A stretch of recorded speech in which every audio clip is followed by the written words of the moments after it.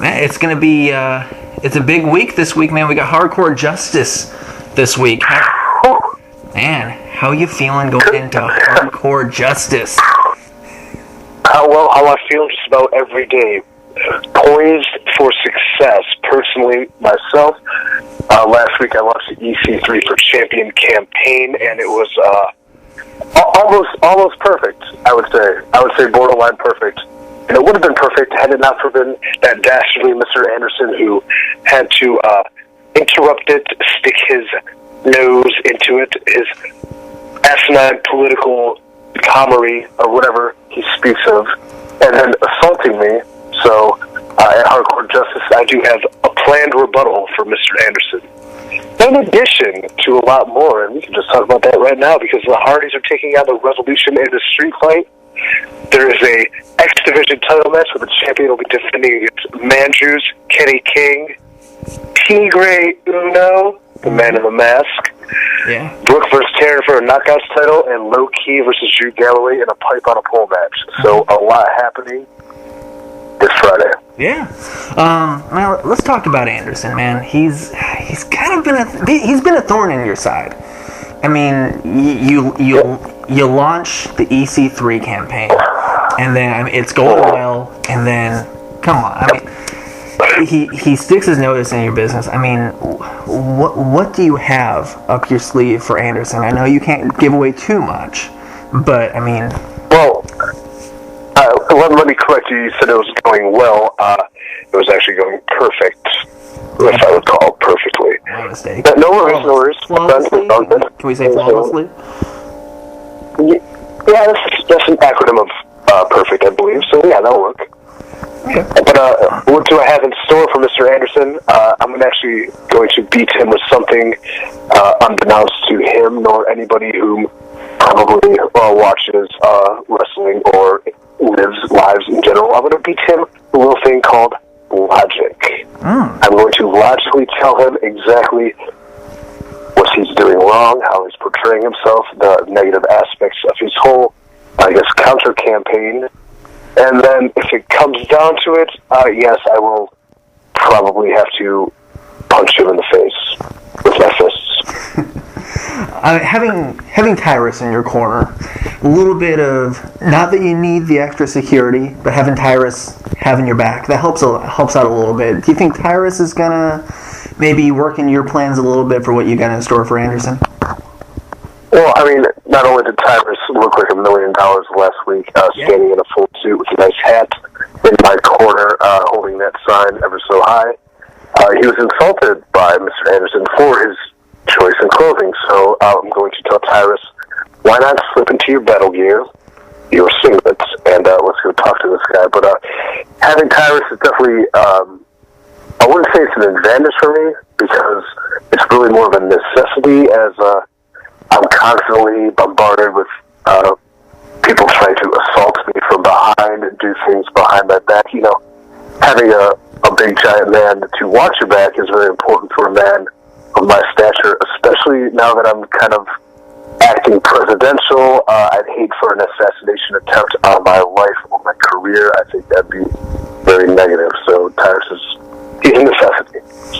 Yeah, you are one of the only wrestlers in TNA. I think the only wrestler who you've got the undefeated streak going, man. You haven't been pinned. You haven't been submitted yet. Are you feeling any pressure as the streak progresses to continue the undefeated streak? It's sort of taking a life of its own. Something this majestic and powerful kind of tends to go off in its own direction, and then it comes to a point where you feel there might be some pressure to maintain it. But I feel the exact same amount of pressure as I felt in my very first match against Norm Furman as I do any other day, whether it be against a Sting, and Angle, Bully Ray, and Mr. Anderson, and EY, or Bobby Roode, anybody on the roster. Like, I feel that same pressure, which is minimal at best, because I'll never lose because I'm the best. So that's all. Yeah, I mean, you beat Sting. I mean, you sent Sting out of TNA. I mean, How did that feel to finally, to have that on? Not a lot of people can say, well, a lot of people can say they beat Sting, but not many can say that they sent him out of the company. I mean... Well, it's not like I want to see a guy go. I mean, I would have mind having him around for a little bit longer. Maybe he could have, I don't know, I would have probably taken over his private locker room, and then he could have, made amends with all the people he scorned along the way to superstar. I don't know. I didn't want to see him go.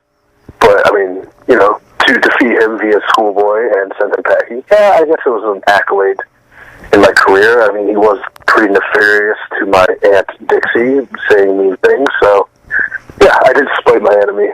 So, take a hike, mister. Speaking of defeating the enemy, you finally ended your feud with the small guy, the dastardly Rockstar Spud. His head is shaved now, and your perfect head of hair is left unscathed and untouched. Not a lock of this place, may I add. Not one hair is gone. How did that feel to finally be able to just shut up Spud? And well, I mean, his head is shaved, so. Well, we've had a very personal relationship for a very long time, and perhaps it didn't be in different views of what our relationship exactly was. But at the end of the day, he did fail me and became sort of a thorn in my side. I'm not going to lie and say it was easy. He gave me the fight of a lifetime, and he left it all in the ring in England, and he has everything to be proud of for that. But having said that, sometimes you can't beat the unbeatable. You just can't do it. It's not possible. So, despite all his heart, his gusto, and his effort, per the match stipulations, I was to shave his head. And, I mean, I give the people what they deserve, and the people deserve stipulations lived up to. So, yeah, I beat him bloody and shaved his head. It was great. I think he looks better with a shaved head anyway, so I think maybe it helped him a little bit. He doesn't look bad. I don't know what he's so upset about. He looks like he looks like Jesse Pinkman. He looks good. There we go. So let's talk about the EC3 campaign. Obviously, we talked about earlier, you launched it last week. Full effect now. Obviously, Kurt Angle is the TNA World Heavyweight Champion. I mean, I know you don't care who you face, you don't care who you beat. Do you feel like it would be best for you to be able to beat Kurt Angle with everything he's done and accomplished, an Olympic gold medalist, or have your sights set a little bit higher than the TNA World Heavyweight Championship and Kurt Angle? I don't think it gets any higher than Kurt Angle as TNA Heavyweight Champion to be the incumbent I must defeat.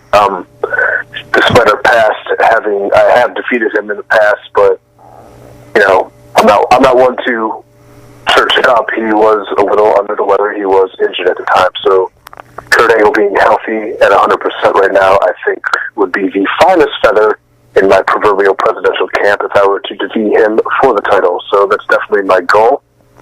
I do want to see him hold on to it until I do have that title opportunity against him. Would you say that the World Heavyweight title is the ultimate goal with the EC3 campaign, or is there something more that you want to accomplish with this campaign? I mean, the World Heavyweight title is definitely the goal, but the goal is so much broader than just being the champion. I mean, when I become champion, that's where I really get to take form, take shape. I kind of get to mold the industry in my own standard, in my own eyes, in my vision of how I see it. I get to transcend the wrestling industry into other fields of entertainment.